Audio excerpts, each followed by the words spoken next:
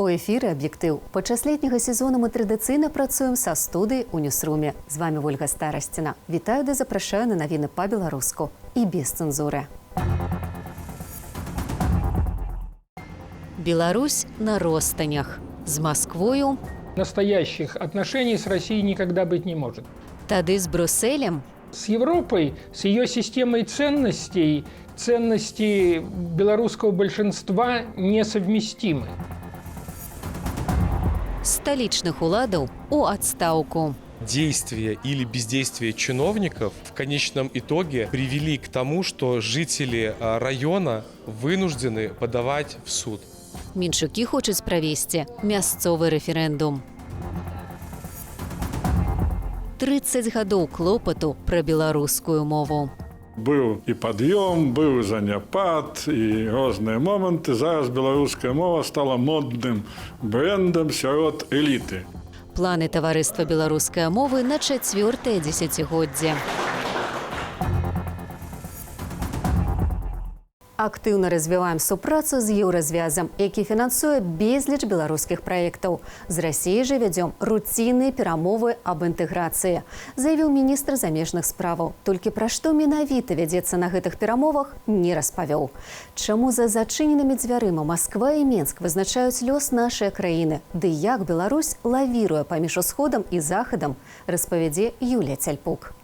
Мода на экалагічнасць прыйшла з захаду. Ветраная электрастанцыя пад Наваградкам, азеляненне, раздзяленне смецця, роваравыя сцежкі. Аб'яднаная Еўропа дапамагае Беларусі сотнямі мільёнаў еўра на сацыяльна-эканамічныя праекты. Таксама ёсць дапамога малому бізнесу, дапамога у галіне інфраструктуры, у галіне адукацыі, у галіне кантактаў паміж людзьмі, экалогіі.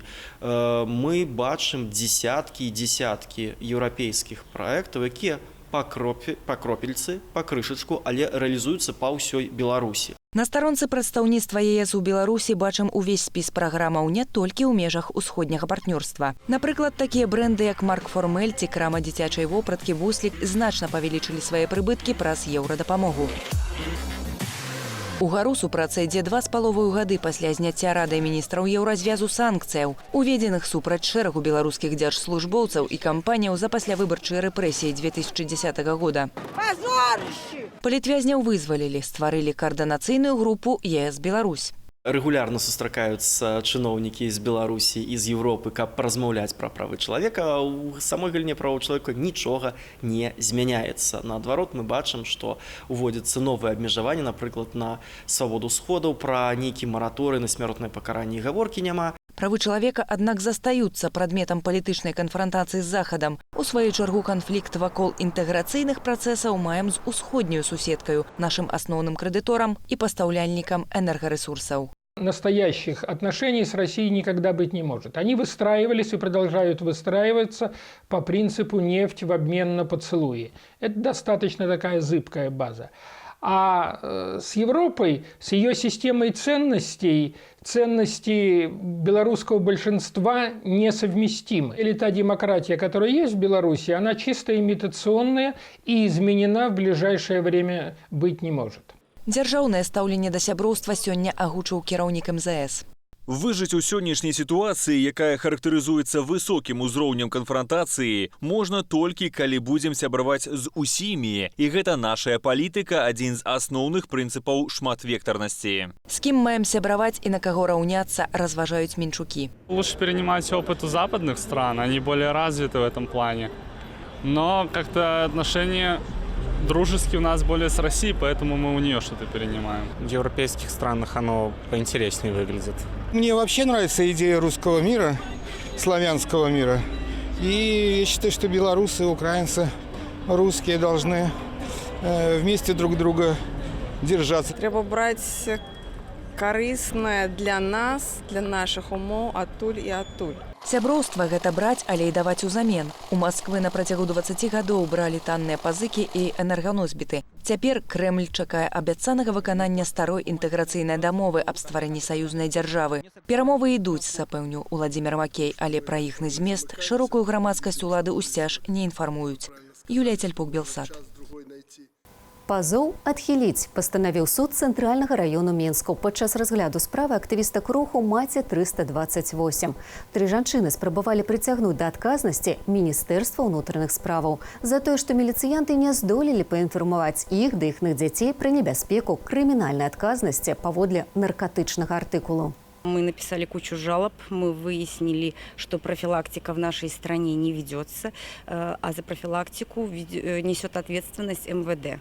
Вот, поэтому мы решили подать на них в суд и решили все-таки добиться справедливости и наказать виновных в этом вопросе. Так как мы считаем, что наши дети, не мы вообще не знали об этой угрозе наркотиков в интернете и вот этих вот предложений работ, как бы, почему должны сейчас наши дети сидеть 10 лет и страдать? Паводле пазоўніц турэмныя зняволенні іхных дзяцей паводле крымінальнага артыкулу 328 прынеслі сем'ям і самым зняволеным праблемы са здароўем. Таксама бацькі падалі доказы, што прафілактыка ўжывання наркотыкаў не вялася ні з іхнымі дзецьмі, ні падчас бацькоўскіх сходаў. Прадстаўнікі МУЗ адказалі, што прафілактыку праводзяць стала, у тым ліку і праз тэлебачанне. А на закід, чаму сайты для распаўсюджання наркотыкаў працуюць і сёння, міліцыянты толькі развялі рукамі. Актывісткі патрабавалі маральнай кампенсацыю ў выглядзе 100 000 рублёў кожнай. Экстрэмістам можаш не быць, але перад законам за экстрэмізм можаш адказаць. Праваабаронцы занепакоены ўжываннем уладамі антыэкстрэмісцкага заканадаўства для абмежавання свабоды выказванняў. Гэтай праблеме прысвяцілі адмысловую канферэнцыю з удзелам прадстаўнікоў АБСЕ ў Мінску. У нас выкликает великую занепокоенность практика применения артикула 130 распаления ворожечцы и ворожнечі, распалення ворожнечі, тому що так само в шэрагу выпадкаў мы сутыкаліся, калі людзей прыцягвалі да адказнасці крымінальнай, і гэта, на нашу думку, з'яўлялася нічым іншым, як недапушчальнае абмежаванне свабоды выказвання меркавання. У міжнароднай практыцы падобныя артыкулы крымінальнага кодексу маюць на мэце прыцягваць да адказнасці асобаў, якія наўпрост заклікаюць да гвалтоўнага экстрэмізму. А гэта не мае нічога агульнага з выказваннямі меркавання ў медыях або сацыяльных сетках. Падчас канферэнцыі таксама прэзентавалі адмысловы супольны даклад на тэму супрацьдзеяння экстрэмізму і правы чалавека ў Беларусі, падрыхтаваны праваабарончымі арганізацыямі краіны. Важна, што адбываецца ў жыцці краіны, але не менш важна, што беспасярэдне побач з намі, у нашым горадзе, на нашай вуліцы. Сталічныя жыхары, якія мяркуюць, што гарадскія ўлады не дбаюць пра іхныя інтарэсы, пастанавілі дамагчыся мясцовага рэферэндуму. Наконт якіх пытанняў хочуць выказацца менчукі і якія ў іх планы адносна мясцовых уладаў, распавядзе Ірына Дарафейчук. Зняць мясцовых кіраўнікоў адміністрацыі і дамагчыся мясцовага рэферэндуму. Такую мэту паставілі перад сабою жыхары Першамайскага раёну сталіцы. Менчукі аб'ядналіся, каб абараніць раён ад ушчыльненняў і распавялі пра свае планы на супольнай прэс-канферэнцыі. Кроме паркингов, проектируется один жилой дом, досуговый центр и детский сад. Ганна Кавалёва прэзентавала найбольш гарачы пункт ушчыльнення – квартал паміж вуліцамі Коласа, Калініна, Чорнага і Сурганова. Поликлиники перегружены, детская и взрослая, школы, детские садики перегружены. И строительство еще одного жилого дома еще больше усугубит эту ситуацию. Не справляются коммуникации. Та же улица Калинина не справляется с дождевыми потоками. Озеленение у нас ниже нормы. Найбольш наракаюць жыхары раёну на грамадскія абмеркаванні праектаў забудовы. На паседжанні не пускаюць прадстаўнікоў грамадскасці ды медыяў. Имели место ряд нарушений законодательства об общественных обсуждений. Также там есть вещи, которые нарушают, на наш взгляд, законы о строительстве, санитарное положение.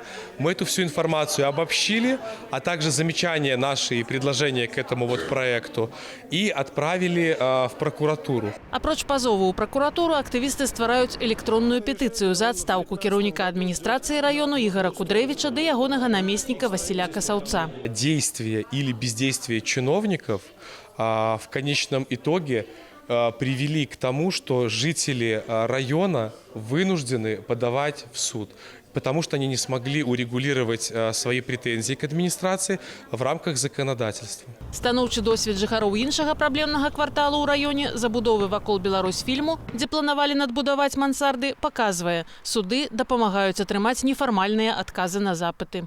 Это хорошая возможность приоткрыть гриф только для служебного пользования. Ларчик просто открывается. Все имели право это знать. И подписи, ну, у нас были просто подписи за надстройку тех людей, которые умерли, которые там не жили. Ну, то есть много фальсификаций, которые открывалась именно в процессе суда. Яшчэ адна супольная ініцыятыва, пра якую абвесцілі ўдзельнікі прэс-канферэнцыі – арганізацыя мясцовага рэферэндуму з двума пытаннямі. Першае – гэта ці згодныя вы з тым, каб на тэрыторыі Першамайскага раёна горада Мінска выконвалася распараджэнне прэзідэнта Рэспублікі Беларусь А. Лукашенка аб спыненні ушчыльняльнай забудовы. Другое пытанне амаль аналагічнае. Ці згодныя вы з тым, каб на тэрыторыі Першамайскага раёна выконвалася распараджэнне прэзідэнта Лукашенка аб спыненні вырубкі зялёных насаджэнняў. Каб ініцыяваць рэферэндум, трэба сабраць прыблізна 16 000 подпісаў жыхароў раёну. Ініцыятыўная група лічыць гэта магчымым. Ірына Дарафейчук, Белсат. Гэта няправда, што выбары нічога не змяняюць. Змяняюць, калі яны дэмакратычныя ці хаця б часткова дэмакратычныя, як тыя, што роўна 30 гадоў таму адбыліся ў камуністычнай Польшчы. Тады парламенцкія выбары не толькі змянілі палітычны расклад у самой краіне, але і паспрыялі глобальным зменам ва ўсім сацыялістычным лагеры. Падрабязней Валерый Руселек. Сёння ў Польшчы свята вольнасці і салідарнасці. Нашыя заходнія суседзі згадваюць першыя ў краіне выбары, у якіх удзельнічала дэмакратычная апазіцыя. Паводле дамоўленасцяў, дасягнутых на круглым стале паміж камуністычнымі ўладамі Польскай Народнай Рэспублікі, апазіцыяй і прадстаўнікамі касцёлу, 4 чэрвеня 1989 года ў ПНР прайшлі часткова дэмакратычныя выбары ў ніжнюю палату парламенту. 65% месцаў захоўвалася за камуністамі, а вось за астатнія, гэта 161 мандат, маглі пазмагацца ўсе ахвотнікі. Выбары скончыліся абсалютнай перамогай апазіцыі, аб'яднанай вакол грамадзянскага камітэту, на чале з аднім з лідараў салідарнасці Лехам Валенцам. Праціўнікі камуністаў здабылі ўсе мандаты, прызначаныя для беспартыйных. У выбарах у верхнюю палату, сенат, абвешчаных цалкам свабоднымі, апазіцыя атрымала 99 мандатаў са 100. У гэты момант я ставлю на шлях эвалюцыйнага развіцця. А таму давайце спакойна вучыцца новай сітуацыі, паляпшаць яе без эмоцыяў, без хуткіх рухаў, шмат высвятляючы. А таму дакладна эвалюцыйны шлях. Дакладна дорога эвалюцыйна. Сёння ў часе ўрачыстага паседжання Сенату ў Варшаве прэзідэнт Польшчы Анджэй Дуда падкрэсліў, што выбары 1989 года сталіся вялікай перамогай палякаў, якія на ўвесь свет заявілі, што не згодныя жыць пры камунізме. To był wielki triumf. To był triumf, który zmienił świat. Гэта быў вялікі трыумф. Гэта быў трыумф, які змяніў свет, бо дзякуючы тым выбарам і пазіцыі палякаў надышла змена ладу ва ўсёй цэнтральнай Еўропе. І абрынуўся Берлінскі мур. Як вынік разваліўся ўрэшце і Савецкі Саюз. I upadł mur berliński. W efekcie rozpadł się także Związek Radziecki. Асобныя ўрачыстасці арганізавалі сёння і ўлады Гданьску, калыскі польскай антыкамуністычнай рэвалюцыі. Менавіта тут, у легендарнай гданьскай верфі, і нарадзіўся рух «Салідарнасць», арганізаваны страйк якога і прывёў спачатку да круглага стала паміж камуністычнымі ўладамі і апазіцыяй, а затым да выбараў і ўрэшце да незалежнасці Польшчы. Памятаю, як сустрэлі з сябрамі пасля выбараў патруль цывільнай міліцыі. І такі мандраж мяне тады ахапіў. І гэта быў апошні раз, калі я баяўся міліцыі. Ад тых часоў жыву ў вольнай Польшчы і хачу ў гэткай жыць. Мы дагэтуль удзячныя тым людзям, якія змагаліся непасрэдна, ці на вуліцах, ці ў турмах. Зрэшты, канчатковую кропку ў змаганні з камунізмам палякі паставілі ўжо на лета, упершыню абраўшы на ўсеагульных прэзідэнцкіх выбарах кіраўніком сваёй дзяржавы Леха Валенцу, былога электрыка з гданьскай верфі, за якім стаялі мільёны тых, хто паверыў у сваю мару аб свабодзе. Валерый Руселек, Белсат. Мы яе пяшчотна называем матчанаю ці роднай, але шмат для каго ў Беларусі яна чужая. Паказаць прыгажосць беларускай мовы і пашырыць яе ўжыванне 3 апошнія дзесяцігоддзі намагаецца таварыства беларускай мовы. Пра дасягненні і далейшыя планы ТБМ Артём Лява. Праз дзверы гэтага будынка па адрасе Румянцева 13 у свет беларушчыны вайшлі тысячы чалавек. Таварыству беларускай мовы спаўняецца 30 гадоў. Менавіта дзякуючы высілкам ТБМ удалося вярнуць дзясяткам вуліцаў іх гістарычныя назвы, а іншыя назваць у гонар дзеячоў беларускай культуры. Гэтак з'явіліся вуліцы Янкі Брыля ды Язэпа Драздовіча ў Менску. 55 000 подпісаў актывісты арганізацыі сабралі за беларусізацыю грамадскага і чыгуначнага транспарту. Галоўнае ж дасягненне паводле ганаровага старшыні ТБМ Олега Трусова – гэта ўратаванне ад знікнення беларускай мовы. За 30 год быў і пад'ём, быў і заняпад, і розныя моманты. Зараз беларуская мова стала модным брэндам сярод эліты. Гэта айцішнікі, гэта бізнесмены і нават частка дзяржаўных чыноўнікаў. У найлепшы час колькасць сябраў ТБМ сягала 30 000 чалавек. Арганізацыя спрычынілася да зменаў у заканадаўстве. У тым ліку дамаглася ўвядзення абавязку чыноўнікаў адказваць на беларускамоўныя лісты грамадзянаў па-беларуску. Здараюцца і перамогі індывідуальнага характару, кажа адзін з заснавальнікаў ТБМ Ян Грыб, ды згадвае водгук адной настаўніцы пра яе вучня. Ну такі хуліган вучыцца зусім не хацеў. А после вашай вечарыны, як вы расказалі пра таварыства беларускай мовы, пра гісторыю нашай краіны. Ён, кажа, стаў такім паборнікам Беларусі і беларускасці, стаў вучыцца. ТБМ таксама выдае кнігі, газеты і часопісы, хаця і самой арганізацыі не раз была патрэбная дапамога. Не раз хацелі нас закрыць, адсюль вывозілі нашу сядзібу, пераслед быў, і бомбы тут шукалі, і закрыць нас не ўдалося. Самае яшчэ вялікае дасягненне, што яна аб'ядноўвае некалькі тысяч канкрэтных сяброў і мае сяброў больш, чым усе партыі разам узятыя. Ну і апошняе дасягненне, што мы маем свайго дэпутата у палаце прадстаўнікоў. Цяперашняя старшыня таварыства Алена Анісім кажа, што як дэпутатка спрабуе беларусізаваць заканадаўства, дамагчыся, каб беларуская мова гучала на самым высокім узроўні. Прысутнасць кожнага нашага лідара у палітычнай прасторы, яна дапамагае таму, што звяртаецца ўвага на беларускую мову. І мы хочам, каб менавіта беларуская мова стала асновай для далейшага развіцця Беларусі, менавіта як еўрапейскай краіны.